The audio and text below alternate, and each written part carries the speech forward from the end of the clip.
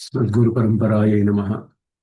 Om Apyayantu Mamangani Vak Pranaschakshushrotramatho Balamindriyani Sarvani Sarvam Brahmopanishadam Maham Brahma Nirakuryam Mama Brahma Nirakarot Nirakaranastu Anirakaranam Mestu Tadatmani Nirateya Upanishatsu Dharmaha Te Mayi Santu Te Mayi Santu Om Shanti Shanti Shanti.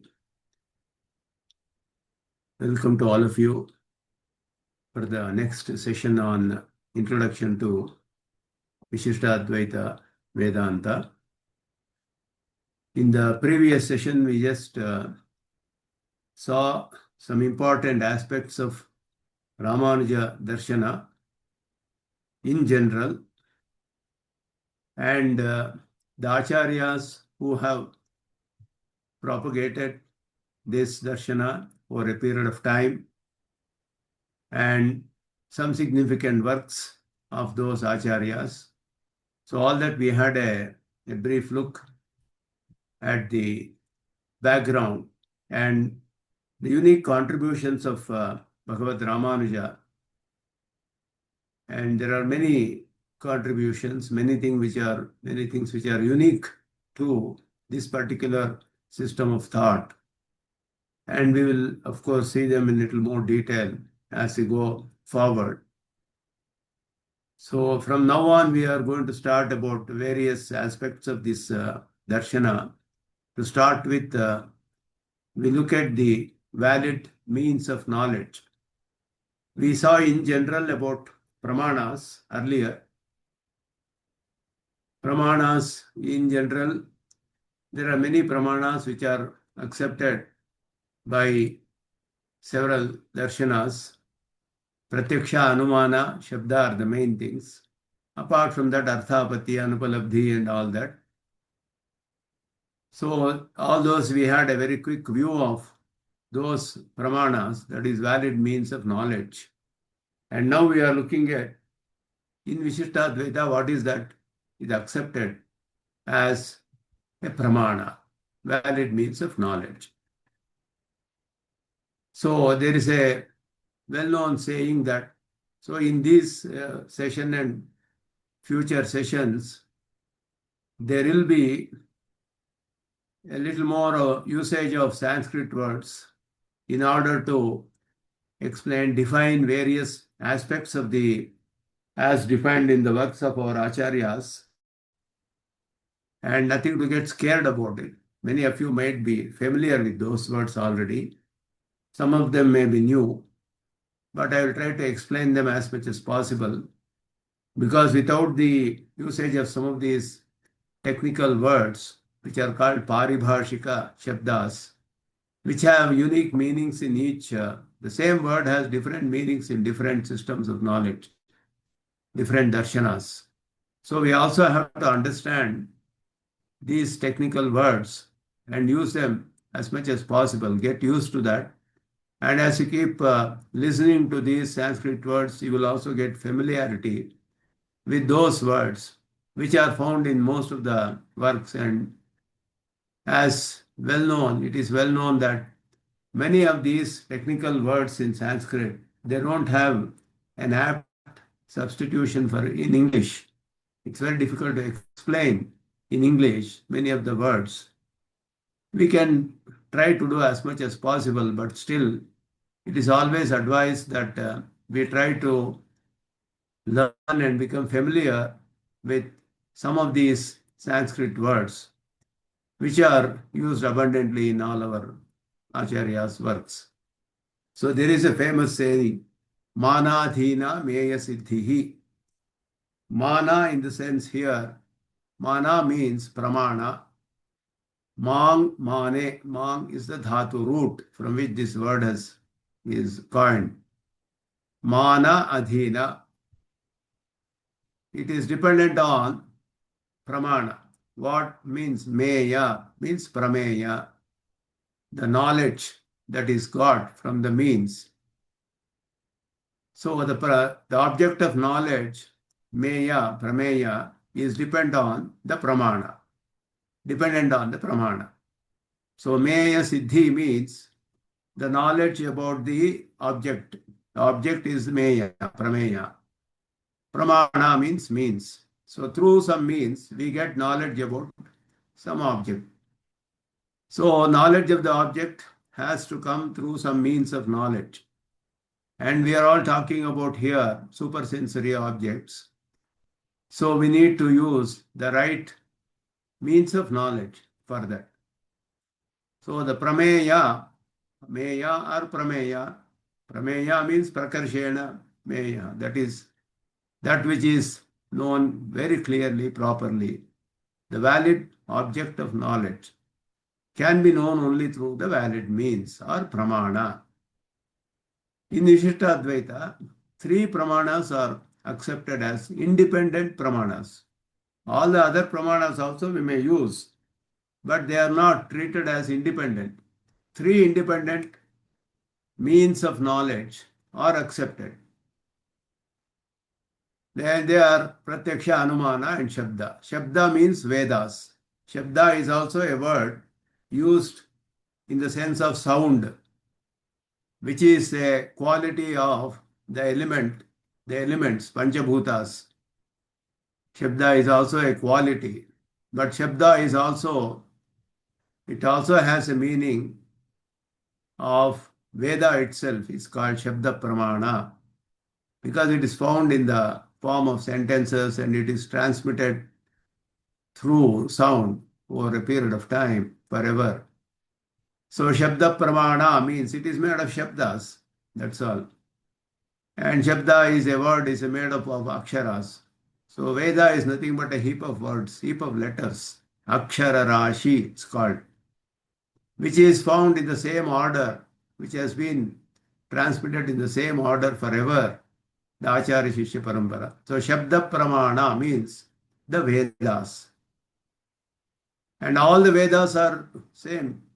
There is no differentiation in the sense of Rigveda is more valid or Yajurveda is more valid. No, they were all together available. They were available as one unit only. As time passed, people were not able to absorb all this knowledge and they didn't have the capacity to remember everything. So what Veda Vyasa did, he extracted mantras from this one unit. There are three kinds of mantras which are there. One used for the purpose of conducting the ritual itself, the prayoga, and others to invite the devatas and things like that. Other kind of mantras which are used for singing purposes. So all these kinds of mantras were extracted and they were called as Rigveda, Yajurveda, Samveda, Atharvana Veda. All the four Vedas have got all the three types of mantras. They have got different kinds of mantras. Basically, different kinds of. Yajurveda is more as a for conducting the yajna yagas itself. The mantra is required. It explains the process of how to conduct and all those things. Rigveda has got the ring mantras, which are all used for inviting devatas and all that. So like that. So this whole thing is equally valid.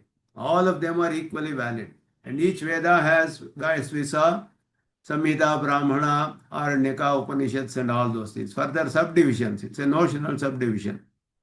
Depending on what they actually are teaching us. So all these are put together, one valid means for us. Shabda Pramana means all the Vedas, all the Upanishads, everything put together. They are all equally valid. They are all self-valid. They are all together treated as one unit as far as generating the right knowledge for us is concerned. In this Siddhanta, we don't give more importance to some Veda or some part of the Veda or some sentences in the Veda like that. Equal importance to everything. That is a very significant aspect of Vishistadvaita Siddhanta, what our Acharyas have established. Because everything is equally valid. If you treat some part of it as not fully valid, then how do you justify the validity of the other part of the Vedas? That also, that as might be as well be not valid also. So that kind of question comes there. So we don't treat like that. And there is no earlier part, later part, and things like that. Something came earlier, something came later, like that. All are aporusheya, all are nitya, all are equally valid. This is a very, very important thing that we have to keep in mind in the Vishistadvaita Siddhanta. And Pratyaksha and Anumana are well known. These are based on the sense organs. So Pratyaksha is direct perception through our sense organs. Anumana is we see something, perceive something directly through our sense organs. Through that, we infer something which we do not see. That is called Anumana Pramana. So these three are important. All are independent. Others such as Upamana, Arthapati, Upalabdhi, etc. are included in this only. So the right knowledge or valid knowledge is called Prama. Prama means it's valid knowledge. It is the definition of this is given by Vedanta Deshika as Yathavasthitam Vyavahara Anugunam Jnanam Prama. So what does the means of knowledge generate? It generates valid knowledge about an object of knowledge. The means of knowledge generates valid knowledge about an object of knowledge. So Pramana generates Prama about Prameya. Prameya is object of knowledge. Pramana is means of knowledge. Prama is the valid knowledge generated through this.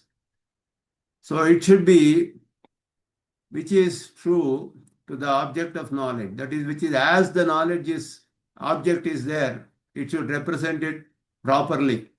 And it should be according to Vyavahara, transaction or our usage in practice, should be put to practice kind of a thing.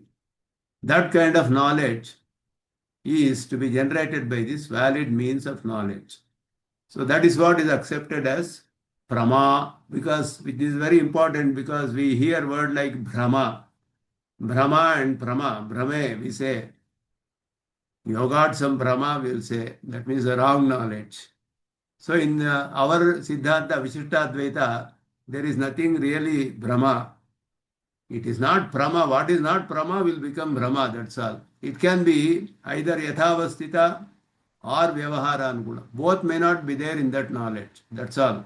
But that is also proper knowledge only. But it is not, sometimes some things may not be usable in practice, or something may not be as the object is there, like that. So these are all examples we will see later much more in detail a little bit. Because one important aspect that Bhagavad Ramanuja has established in detail in his works is Sarvam Jnanam Yathartham. This is very important. So there is no concept of illusion. Illusion is also Yathartha only. That is also there. If I have to see a serpent in a rope, there is not proper light or my eyes has got some defect, light is not there, and from a distance I see a rope which is coiled there and I mistake it for a serpent. Whether this knowledge of serpent that has come from the rope, is it true or valid or not, is the question. It is valid only for us, but it may not be Prama, because in reality serpent is not there, only rope is there. But unless you have seen a serpent somewhere else, you cannot mistake a rope for a serpent. A person who has never seen serpent in his life, we will never get this wrong knowledge about a rope, that it is a serpent. So there has to be a serpent somewhere else. So the knowledge of the serpent that is generated is true only because there is some quality, attribute of the serpent which we have seen here and we thought this is a serpent. That knowledge is Yathartha, but it is not Vyavahara Anuguna because there is no serpent there. So you can't bring a stick and get rid of this knowledge because there is no serpent there. If there are real serpent, you can bring a stick and drive away the serpent, but there is no serpent. How does this wrong knowledge of serpent go? Means with the knowledge of the rope, that serpent knowledge goes. So it is by knowledge only, not by doing some work. So this is This is these also yathartha, because somewhere serpent has to be there, and some qualities of serpent we have seen here, and we have not seen the quality of the rope. When you go and examine properly, you will understand. So every knowledge is yathartha in our Siddhanta, yathartha, but it may not be prama. Yathartham and prama are different. We don't have to go into too much detail of this. I am just telling some of them so that you would have heard about this. It is good to listen to that sometimes, and we will, when you go and study some works in greater detail, you will understand in more detail all this. But right now, in this course, we are not going to go into too much detail, but I will just explain a little bit. The mirage, for example, water is seen. When you are driving on the highway, there is a bright sun on the road. You see as if there is water. Okay, when the reflection on the road, you will see as though there is water. It's called mirage. Water is seen. The fact that water is seen is true, but it cannot be used for drinking or etc. purposes. So it is not vyavahara anuguna. It is not vyavahara anuguna, but it is yathavastita, because everything exists in everything. That is, we will see later when we are going to talk about creation, we will see that all the five elements are present in all five elements in our Siddhanta. Akasha has some part of Prithvi, Up, Tejas, and Anna, all those things. Vayu. The Panchabhutas are there. Akasha, Vayu, Agni, Up, and Prithvi. These are the Panchamahabhutas. So each one has got some part of the others also, because during creation, what Paramatma does is he mixes of them. Otherwise, they cannot modify further and create this world. They will not have the capability. So everything is there in everything. So if you see water in bright light, there is an element of water in that also. By chance you have seen it, that's all. It is not false knowledge, but it cannot be used in practice. So it is not vyavahara anuguna. So it is not the prama, it is not the right knowledge, but it is yathavastita only. So prama, the right valid knowledge, has got two aspects. It should be yathavastita also, vyavahara anuguna also. Both should be there. Seeing a serpent in the rope is also true, because if there was no serpent anywhere, this knowledge would not have come at all. But it is Brahma, it is called Brahma because it is not Vyavahara Anuguna. That's all. That is why it's called Brahma. So Brahma is not something which is illusion, which is something not there or something like that. That is also there about, but it cannot be, it will have neither, one of the aspects is missing in that. And a person who has defective vision might be seeing two moons. It's called Dvichandra Jnana. As far as he is concerned, it is true only. He is actually seeing because he has a defect in the eye. But it is not yathartha. It is not the right knowledge, because everybody in the world knows there is only one moon that we see.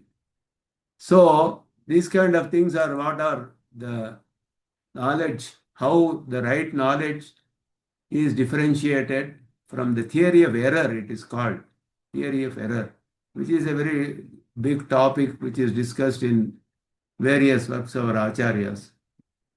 Pratyaksha is the knowledge generated when the sense organ comes in contact with the object directly. There has to be direct contact with the object in the sense organ.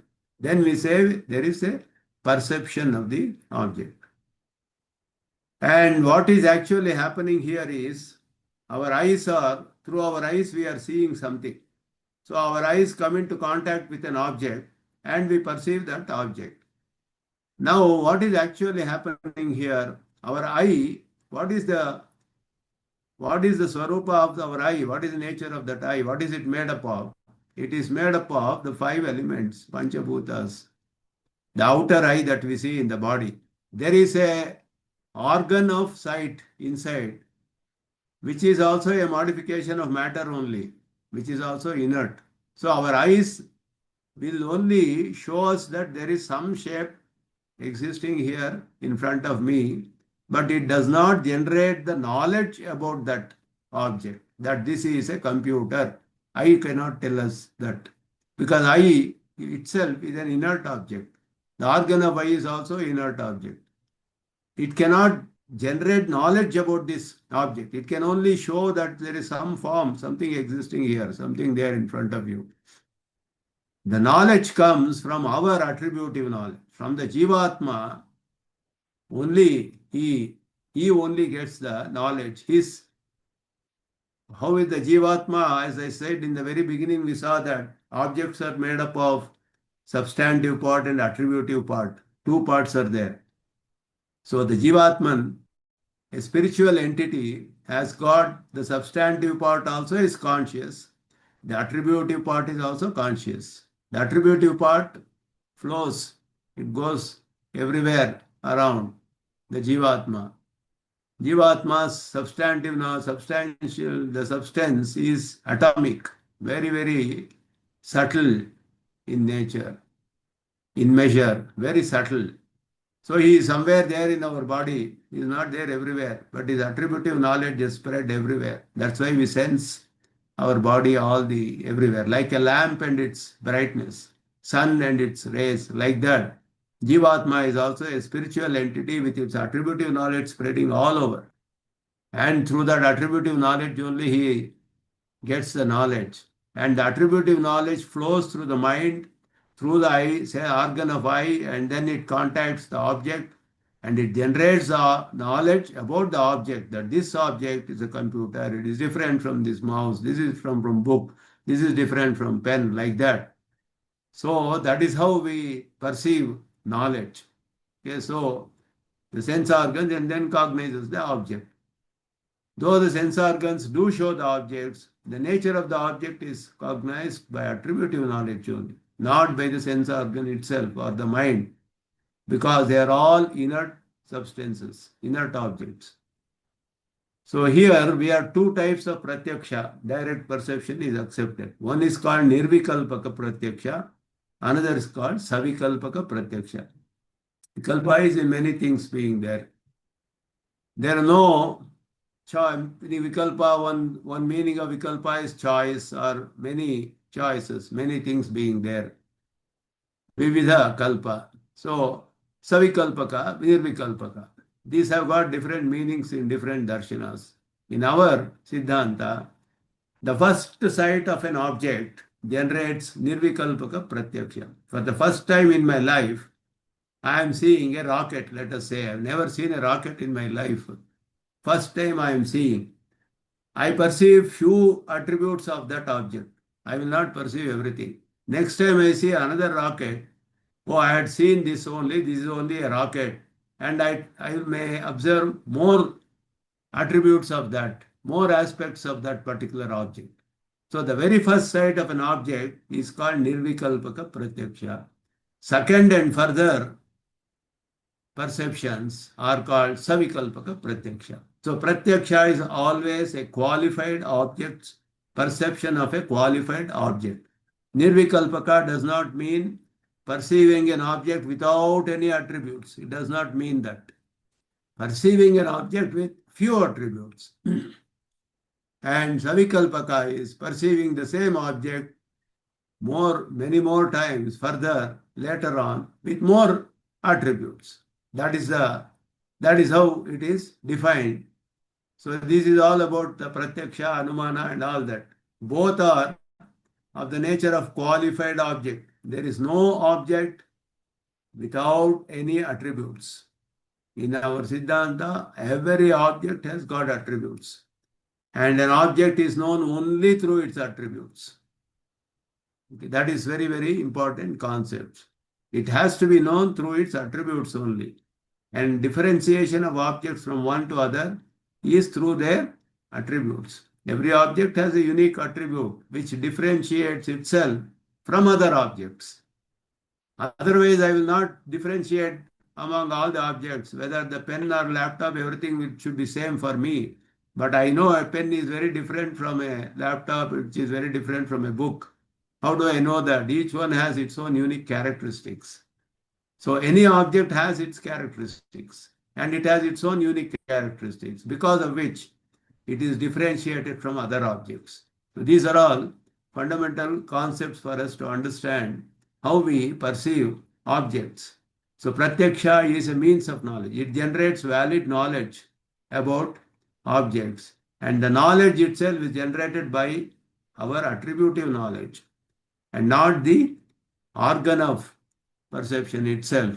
The organ of perception, like sense of sight or sense of smell, etc., they are all inert substances.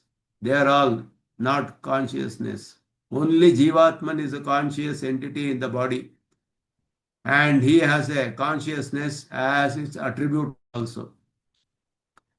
There is the only conscious spiritual entity in the body. All other things in the body is all inert only. Everything, including the mind, the vital layers, our sense organs, body, everything, all these are inert objects in our body. Only the self, individual self, is the spiritual entity, and he also has attribute of consciousness through which he cognizes things through these sense organs.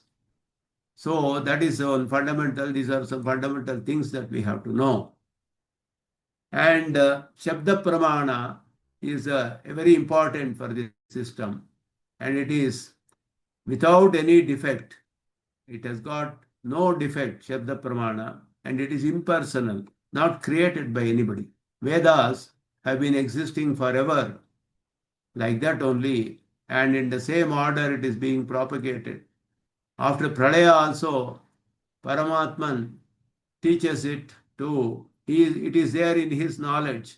He teaches Vedas to Chaturmukha Brahma. Through him, it is propagated further down. That is how it is always happening forever. So that is called Shabda Pramana, the Vedas. It is a collection of sentences, words, and letters. It's a heap of letters found in the form of words and sentences.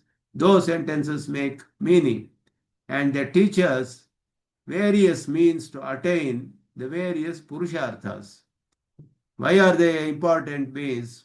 All the humans who are there here, they all want various benefits. Some people want dharma, some people want artha, some kama, moksha. 4 types of purusharthas are there. They want to attain longer life, they want to attain good health, they want to attain wealth, aishwarya, things like that. So all these things are, how do we get all these things? The Vedas teach us the means to attain all these things, to get all these things. So that is why they are very, very useful. At the same time, they also teach us the means to escape this samsara and attain liberation. So that is also, that is the ultimate use of the Vedas. So the definition of Veda is a very complicated definition given by Vedanta Deshika. He gives a wonderful, he is known as Kavitarkika Simha, lion among logicians and poets. He is unbeatable in his logic and all that. So he gives a wonderful definition. Anapta anukta vakya janitam tadartha vijnanam tat pramanam shabda pramanam karana dosha bhadaka pratyaya adarshanath.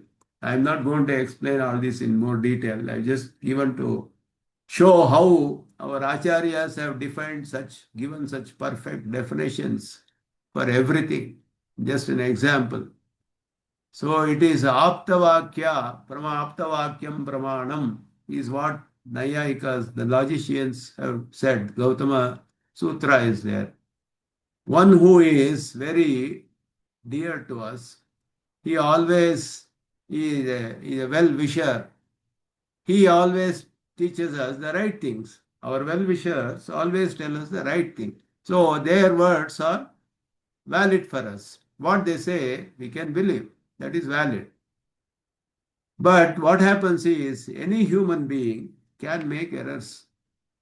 Any human being, or even devatas, anybody who is in this world, in this prapancha, all are because of the karma. They can always make mistakes. They can get wrong knowledge. Their understanding may not be proper.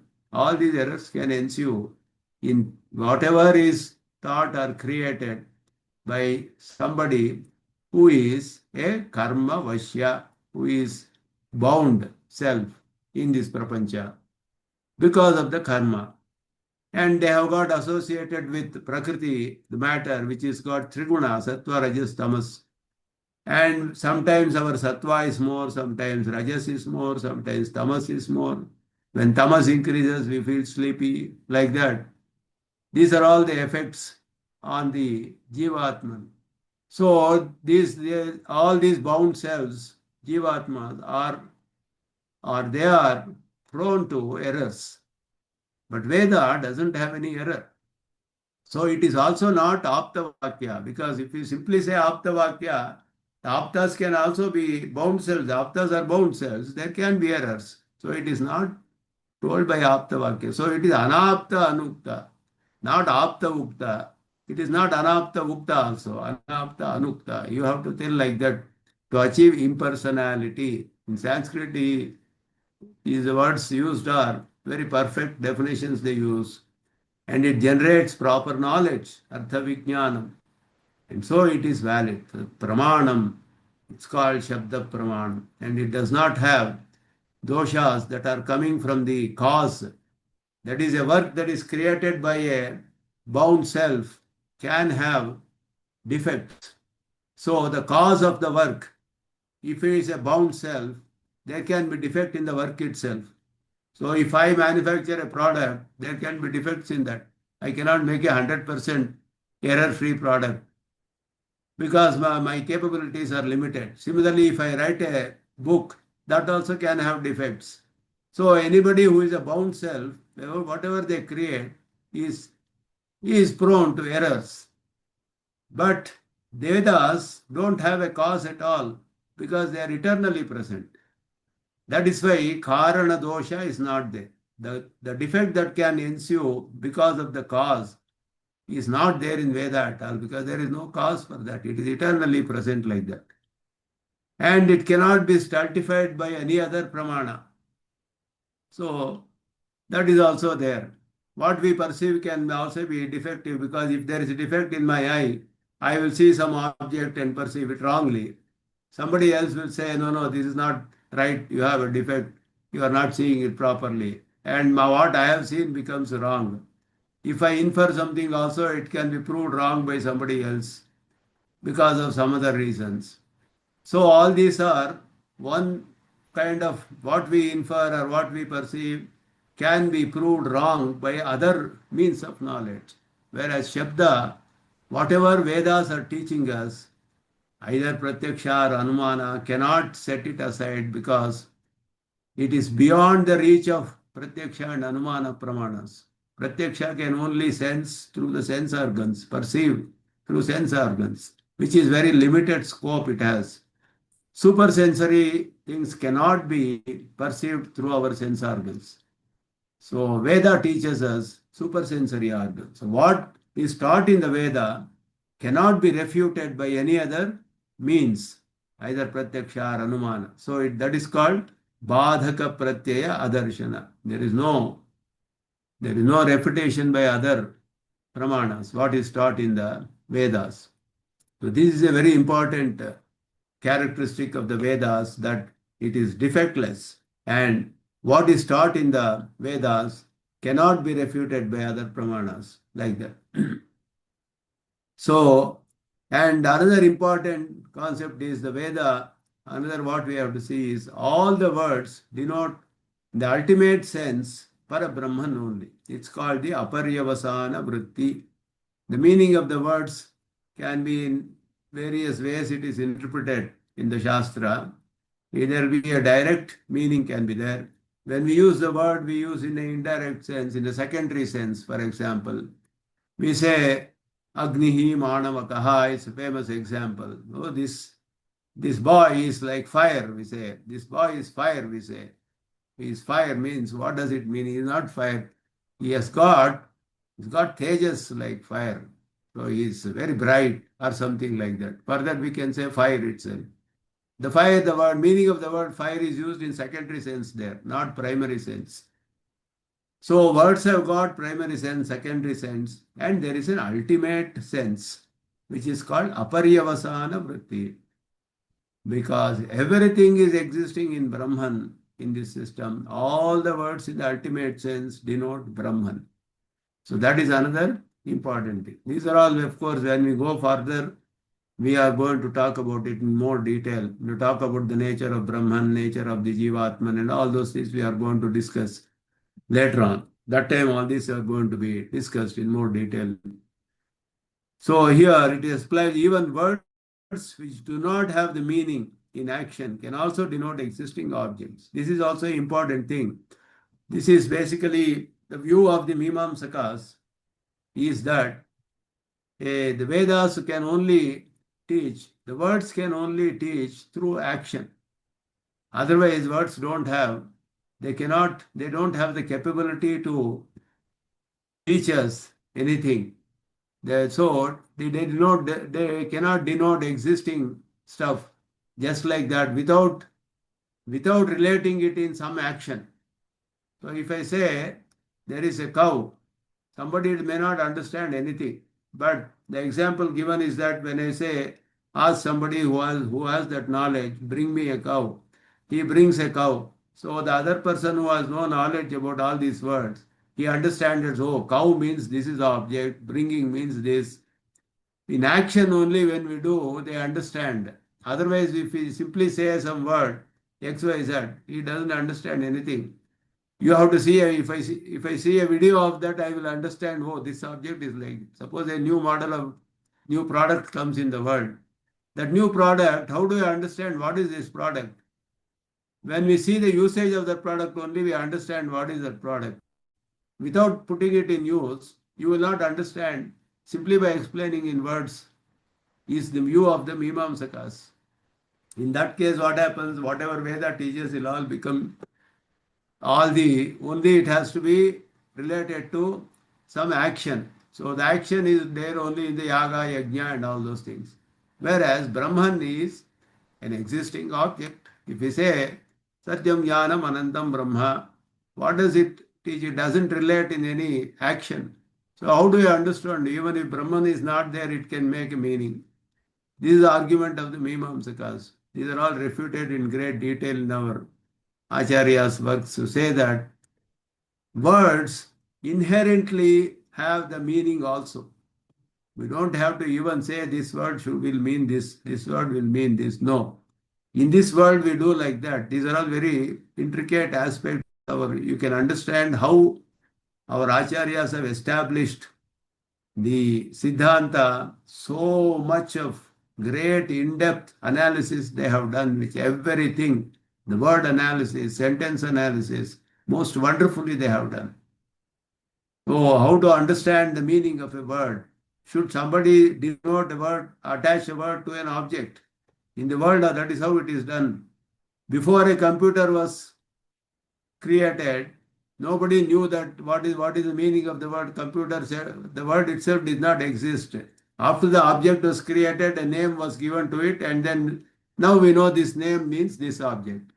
Similarly, a person is born, we name him by name, some name is given to the person. Then we know this name denotes this object, this person. Whereas Vedas have got words only, objects are not there at that time. And the objects are created from the word, is what Veda itself says. So how do we know which object denotes which word, which word denotes which object? First object should have been there, then word should have come. It's not necessary. The word inherently has the meaning in itself. But we don't understand, why do we need dictionary then? If the word itself has the meaning, we should be able to understand the meaning just by listening to the words. Why do we need a dictionary means? All these are discussed in great detail by Ramanuja in his very first work itself, Vedartha Sangraha. He says, I go and see that there is a room, empty room. There is no object in that empty room. So I see that there is no object. I don't see any object in this room.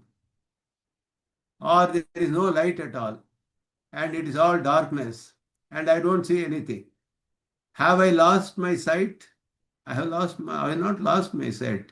I don't see because there is no light. Because the sense of sight requires light to perceive the objects.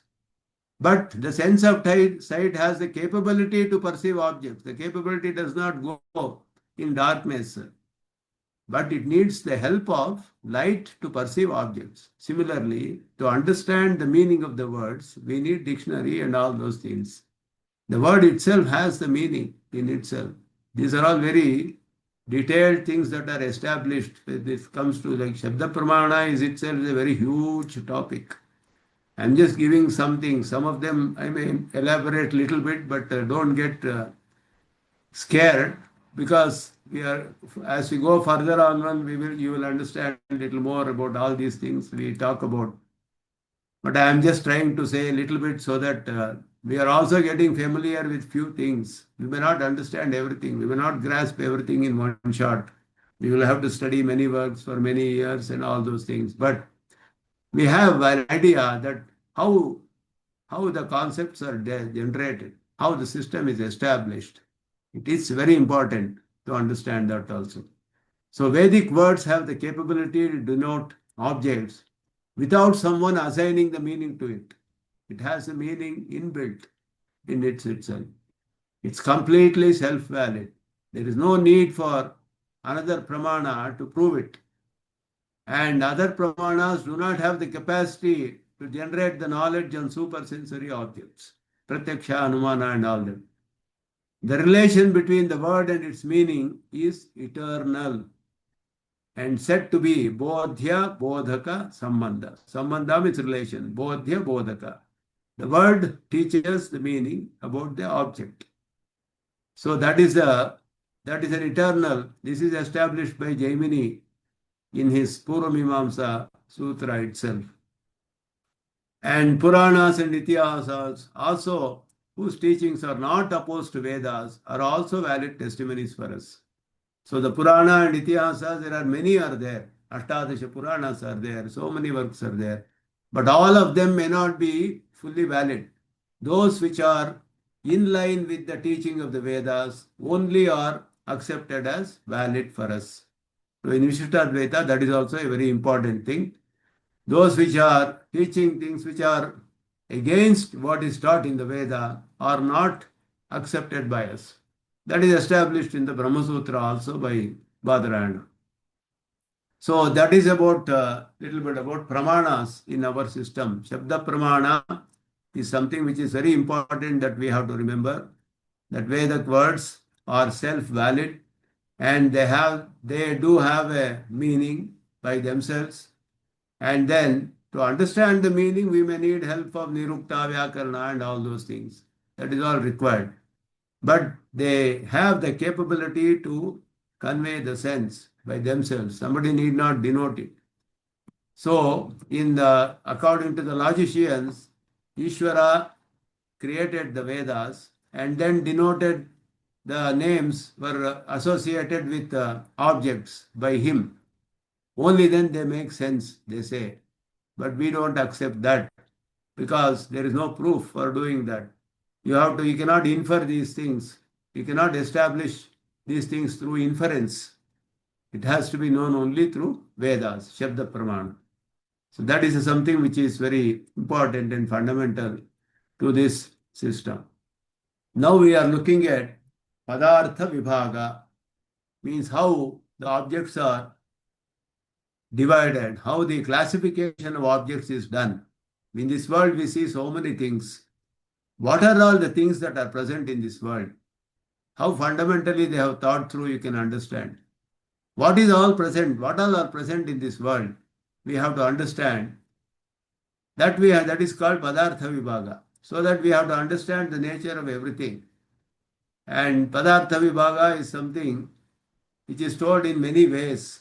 There are many different ways of classifying objects that are found. So one fundamental thing is Artha Panchaka, which we saw, Prapyasya Brahmano Rupam, which we saw earlier itself, Praptusya Pratyagatmanaha, Prapti Upayam Bhalancheva. For us to understand, very important thing is what is the goal to be attained, who is the nature of the attainer, the nature of the goal, nature of the means, nature of the obstacles, nature of the benefit. If you understand this, it is enough. Is one way of understanding what is that we have to know. and the relation between them. So in order to attain, the Vedas clearly say that the ultimate means of any human is to attain Brahman. That is what the Vedas are teaching. That is when you escape from this samsara. That is the cycle of birth and death. So one should know one's own nature also. Who am I? What is my nature? What is the nature of the attainment? That is the goal of attainment, Brahman. These are all very important for us to understand, and which is they are the nature of which is different and distinct from Brahman, though inseparably associated with it. All these are inseparably associated with Brahman. And how are they different? How are they distinct? What kind of objects are existing? And the benefits, without knowing benefits, one would not do anything in life. Whatever I want to do, I first should know what is the benefit I am getting by doing this work. Then only I will go and put any effort. So that is important. The fruit of attainment becomes important. The means and obstructions are to be known. And relation among them is also important. That is one way of knowing. Another the way of knowing the classification is the Veda says, Upanishad, Bhokta Bhogyam Preritarancha Matva. Bhokta, the enjoyer, the Jivatman, the individual self, and the Bhogya, object of enjoyment, and Prerita, Brahman, the impeller. So only these things are there. This is one way of understanding. We have to know the nature of the enjoyer, nature of the object of enjoyment, nature of Brahman. These three things. There are many ways these realities are divided by acharyas. Some do it as Purusha, Pradhana, Vyakta, and Kala. This is another way of classification. In Purusha, Purusha means the sentient beings. In that, Parabrahma and Jivatma both are included. That means the individual self and the supreme self both are included in Purusha itself. Pradhana means matter, inert matter. And that is, in this it is unmanifested matter. And there is manifested matter. Matter present in two states. Unmanifested state, it's called a primordial state, and the manifested state, when we actually see through our sense organs. And then Kala, there is also a concept of time, which is also a substance. So these is another way of classification. Another way is Chitta, Achita, and Ishvara. Sentient, non-sentient, and the Supreme Self, like this. And in this, the matter, Prakriti, is divided into 24 subdivisions as per the Sankhya system. Mahate, Ahankara, sense organs, Tanmatra, the elements like this. We will see it later on when we talk about creation. And the individual self is the 25th reality. Ishvara, the Paramatman, is 26th, Supreme Brahman. Kala becomes the 27th. Some say there are 27 entities. Some say there are 26 entities. Some say there are 3 entities. Some works you may see like this. Like this, there are many ways of classification. There can also be a classification of 2 entities, Atma and Anatma, like that. So there are different ways through which you can look at what is present in this world, how is this. But there is one wonderful way how Vedanta Deshika has done in his Tattvamukta Kalapa, that we will talk about it. So when you look at Vishistadvaita, how many realities are there if you say? We can say only one reality also. There is only one reality. One reality which is qualified by other realities. So there is a qualified object is only one. But the qualifications are there, attributes are there, which are also realities, like that. So Ashesha Chidachit Prakaram Brahma Ekameva Tattvam is one definition. Tattvam is Ekameva, only one. But it is qualified by Chita and Achita, sentient and the non-sentient entities. All put together is one entity. We can see it like that also. So there are different ways like this. And always there is no Swarupa Aikya and all that. So this This slide is little bit, we will see later on, that we will not see. Now, this is a very important slide, which is actually explaining, this is by Vedanta Deshika in his most wonderful work called Tattvamukta Kalapa. He gives this classification of objects. If you see in this world, you can broadly classify it as two types, Dravya and Adravya.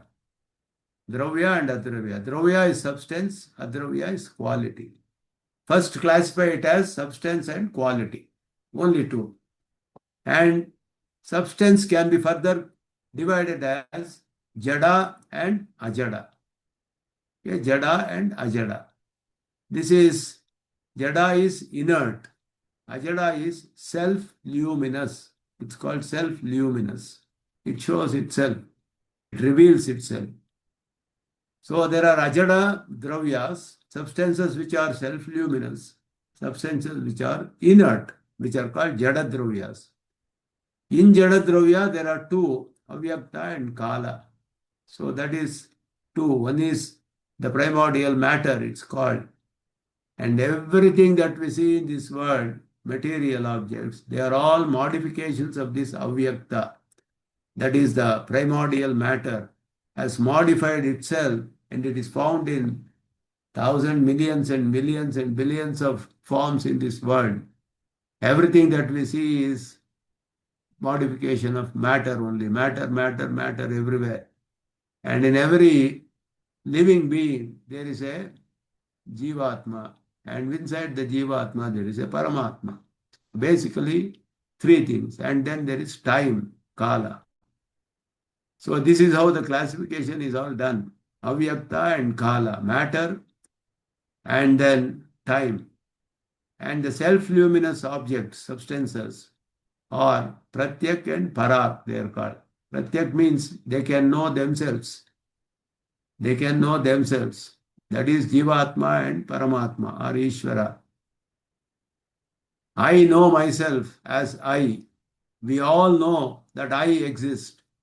My hand, my eyes, my mind, my prana, my vital airs, we say, my mind, we say, I becomes everywhere, aham. There is no other knowledge required for us to know that I am existing in this body. You can actually sit and think about it. You will know that in order to know that I am there, I don't need any other knowledge. I can directly experience myself as I, because we always use everywhere my hand, my this thing.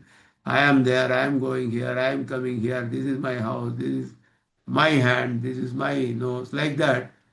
We use this I and my, all those things in all our transactions. So we know ourselves as we exist. And I am one, also we know. I am not many persons. That also we know. That is called pratyaktva, this self-knowledge. The Jivatman knows himself directly, without any other external help, any other external knowledge. He doesn't need another knowledge to reveal himself. He directly reveals to himself. Paramatman is also like that. These are the only two which are called Pratyak, Ajada, Dravyas. That is self-luminous, self-knowing also.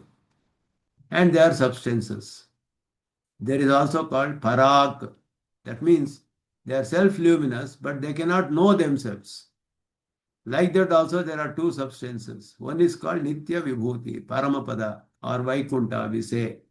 That Paramapada, where we go after we get liberated from this world forever, that Paramapada is said to be self-luminous. Okay, you don't need any other knowledge to know that it exists. It is self-luminous.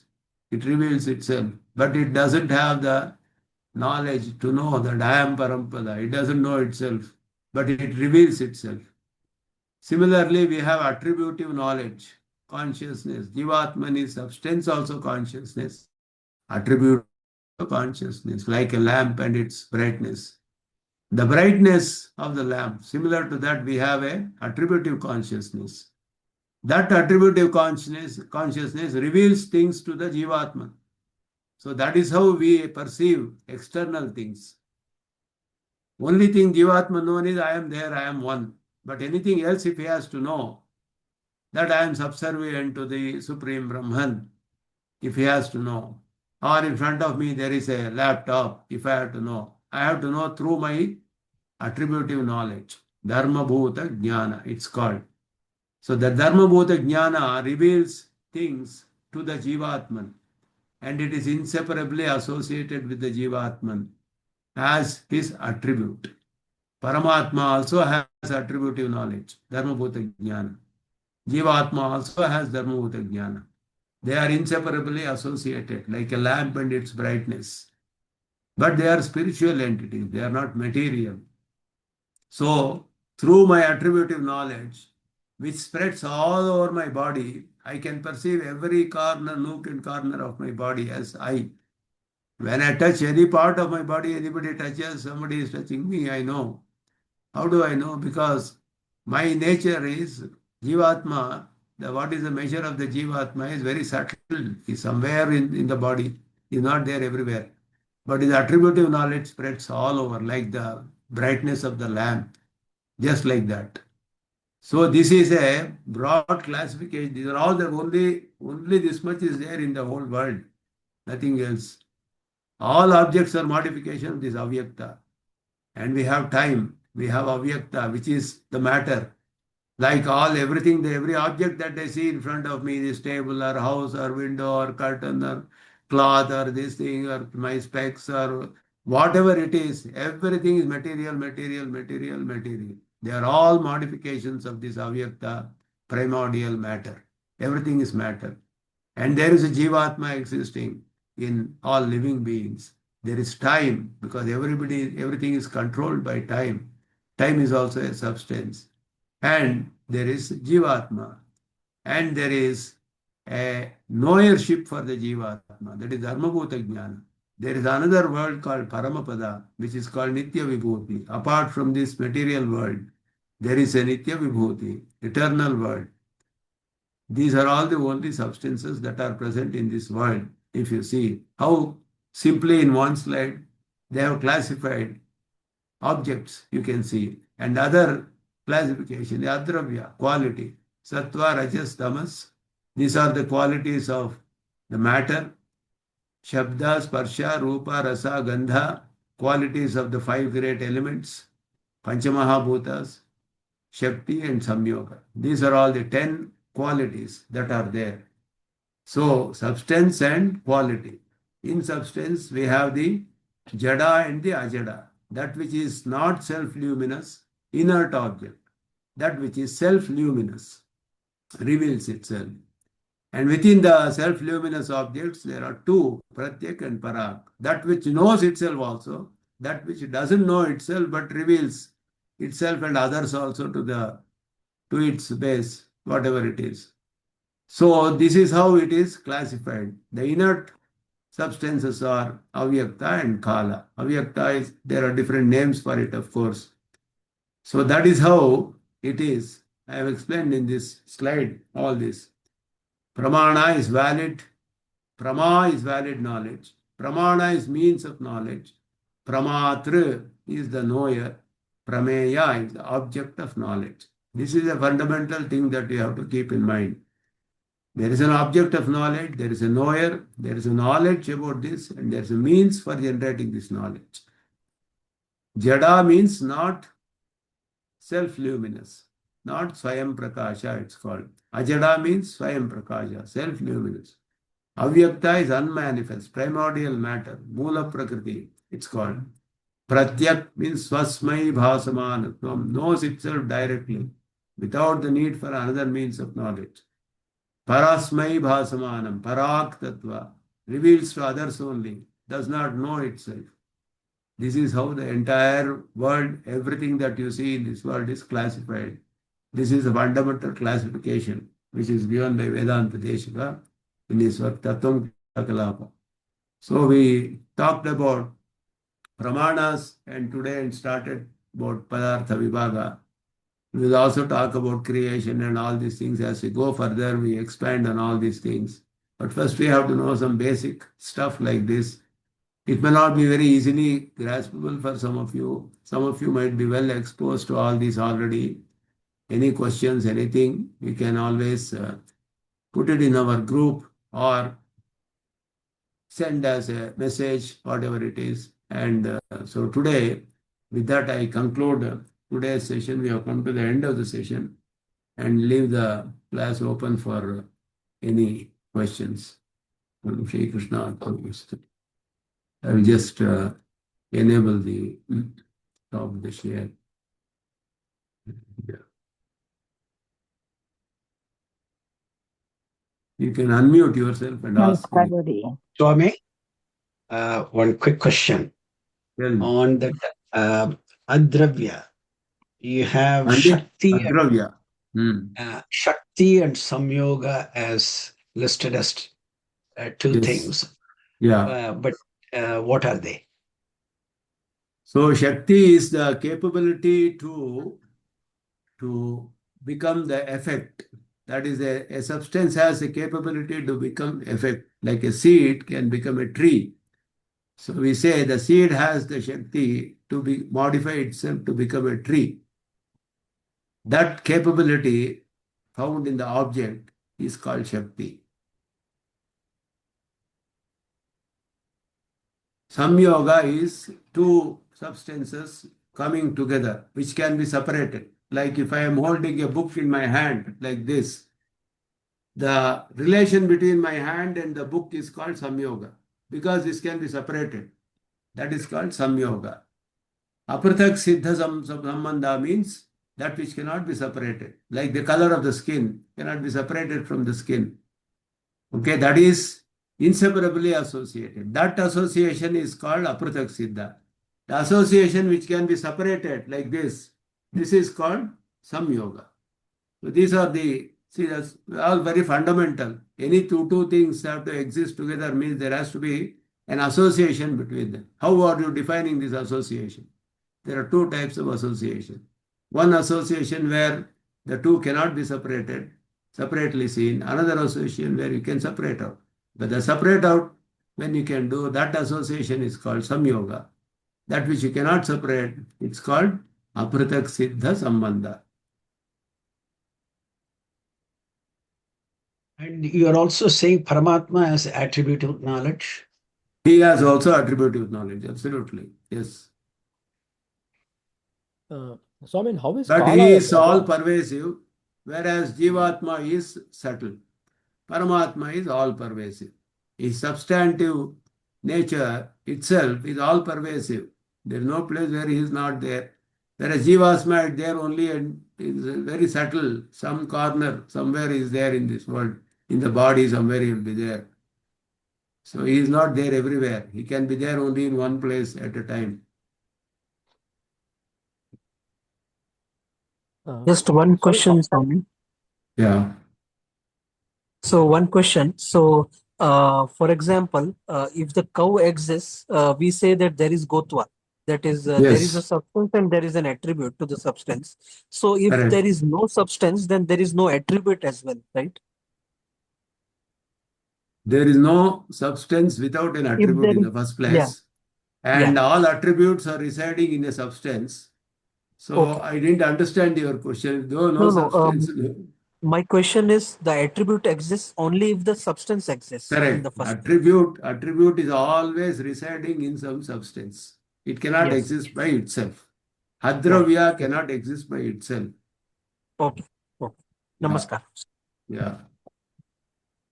So I mean, how is Kala a Dravya substance? Kala is dravya only because we can perceive Kala directly, but though we cannot see it through our sense organ, we always see it in association with objects. So the seasons and things like that, we all recognize by looking at the objects, their changes in the object, or I am here to now I am here there somewhere after 5 minutes. So with respect to substance, we can see, we can perceive time, the past tense, present and future and all like that. So that is how it's a little bit complicated concept where how it is established.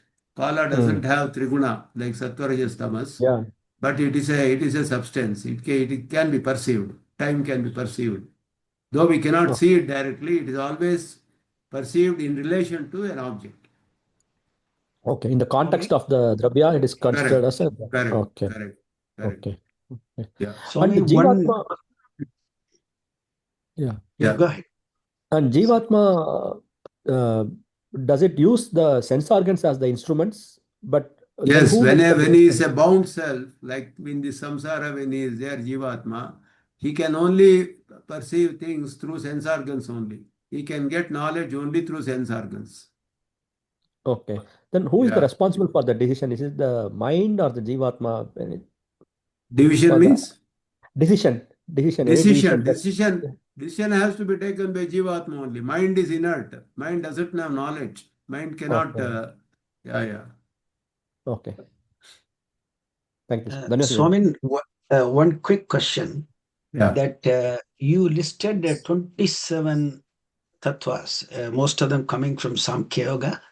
And in that, the orders are you're going from low to high.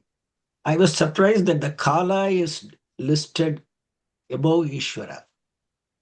No, it's So, not above Ishvara. It is listed as another reality in addition okay. to. But That's all. the way 27 doesn't mean way it is above. Yeah. no, the way it is arranged is you're going from Jivatma finally to Ishvara, and then Some suddenly the people- Kala is propped up there. Yeah. So I thought it should have been No. yeah, In it some works, could have been they say 27 tattvas are there because it is always taken as 26 tattva is Paramatman. So Kala, 27th has to be told as Kala. That's all. That is the only thing. okay. Yeah. Sounds good. Sounds good.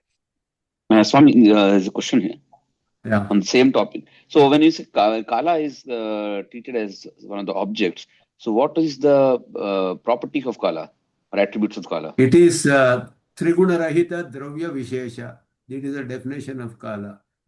Sattva, Rajas, Tamas is not there. It is just a substance which is perceived along with objects. That's all. It is Akhanda Kala. And this is what we see. Divisions of time is only Upadhika. Upadhika we say that is it is not really there in time, but we perceive with respect to movement of the sun and all that. We have seconds, minutes, and day, month, and all those things. They are all notional divisions like that. It is also mentioned in the Vedas, all these notional divisions. So in So I itself, it does find not that- have any attributes, but it is. Yeah, by it's itself a- it is Akhanda Kala by itself. And in some cases, Kala is not treated equivalent to the Parabrahman itself. No, never. And in this world, Kala is used by Parabrahma to control everything. Up to the life of Chaturmukha Brahma, there is a limit of time for everything. Every object has a time limit up to Chaturmukha Brahma in this world. The world's Pralaya Srishti itself has a definite time limit. All of them are controlled by time. In Paramapada, time does not control anything. Everything is eternal there. Time is under the control of everything there. I mean, the liberated ones and all that. So time does not control there. It is eternal. Here, everything is controlled by time. So Paramatma uses time to control all the objects, everything that is happening here, including Srishti, Pralaya, Yugas, Chaturyuga. They all have defined timings. If you see, everything has a definite time. So Yes, when why in your later Ishvara- lectures, sorry, I just want to continue one more. So when in your later lectures, you might also talk about the origin, and that's where the concept of time will come in. Definitely, we are going to talk about creation and all those things in detail. Yeah. Swami, if there is time, I would like to ask one question. Why Ishvara is not part of Para? Para, is it? No, you're not listed Ishvara along with the Nitya Vibhuti and No, Ishvara is a separate entity than Nitya Vibhuti. And what I have made here is I have highlighted Ishvara just to show that everything is residing in the Ishvara. That's all. If you see, Ishvara is highlighted here. That the same Ishvara is also sitting in the Nitya Vibhuti. Yes, very much. Okay. Because you have separated Nitya Vibhuti and Ishvara, I had Nitya that question. Vibhuti is a separate entity, Paramapada. It's a place. It's a place like this world, another world which exists beyond this world. So that is an eternal world. This world is subjected to Srishti, Pralaya and all those things. That Nitya Vibhuti is not subjected to creation and dissolution and all that. It's an eternal world, always existing. Namaste. How is this Nitya Vibhuti different from the Dharma Bhuta Jnana? It is something that we would perceive through the senses, right? Nitya Vibhuti is an inert entity which is self-luminous. Okay? Which is a self-luminous entity. Dharma Bhuta Jnana is a quality, is an attribute. Nitya Vibhuti is an entity, it's a substance. Dharma Bhuta Jnana is present as the attribute of the Jivatman and Paramatman. Both are so self-luminous. Dharma Bhuta Jnana is present as the attribute of the Jivatman. It is inseparably associated with every Jivatman has his own attribute. So I have my own attributive consciousness, you have your own attributive consciousness. Everybody has their own attributive consciousness. Even animals have, insects have, everything has. They are very, very low in those animals and all that. In humans, it is much more evolved. And in Devas, it is still more evolved, like that. Yogis have a capability to evolve it beyond. We have got limited through our sense organs. So when we do through yoga, they have the capability to expand their attributive knowledge to greater distances, and they can perceive a lot of other things and all that. So it's all happening through Dharmabhuta Jnana. Just like the brightness of the sun or lamp, you can imagine like that. Every Jivatma has a attributive knowledge, which is called Dharmabhuta Jnana, which is present as his attribute along with the Jivatman. Paramapada, Nitya Vibhuti is a world. Nitya Vibhuti is a whole world itself by itself. Like this world. It's a world, Nitya Vibhuti, which is eternally Why is it present. different from matter then? Why is it different from matter? Because it doesn't undergo modifications like matter. It is eternally present and self-luminous. Matter is not self-luminous. Like, for example, the pot itself cannot reveal to you that I am a pot, isn't it? We need light and we need somebody to perceive that it's a pot. Pot doesn't have knowledge, and it is not self-revealing, not self-luminous. It doesn't show itself. To see pot, we need light and we need a human being to perceive and all those things. Nitya Vibhuti doesn't need a light to show itself. It is self-luminous. Adiyan Swami, we have heard of Sankhya listing around 26 to 27 realities. But Deshika not Sankhya's. Sankhya's tell only 25. 24 Prakriti. Prakriti's 24 divisions are taken from Sankhya's. And they stop on the 25th, which is Purusha. They don't accept Brahman. Okay. So when Vedanta Deshika says that Ashesha Chididit Prakaram Brahmaiva Tattvam, how do we understand this then? That is, everything is a mode of Parabrahman. Everything is existing in Brahman. It is dependent on Brahman, controlled by Brahman, and it is subservient to Brahman. That is how it is. Brahman is all pervasive. One more question. Yeah. We will see that. When you mentioned go to that Brahman, nature of Brahman and Jivatman and all this will come in more detail. One more question, sorry.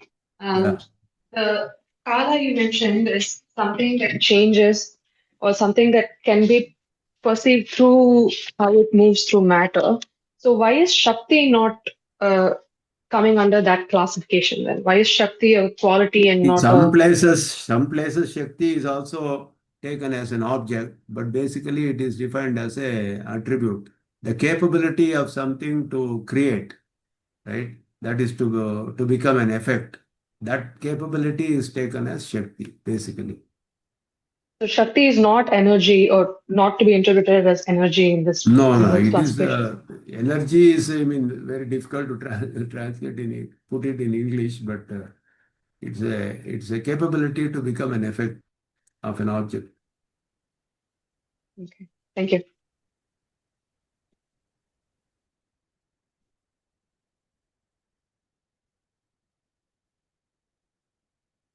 If there are no further questions, I will conclude today. Shri Krishna, Namaste. Then yes, median. Namaskaram. Namaskar, Namaskar.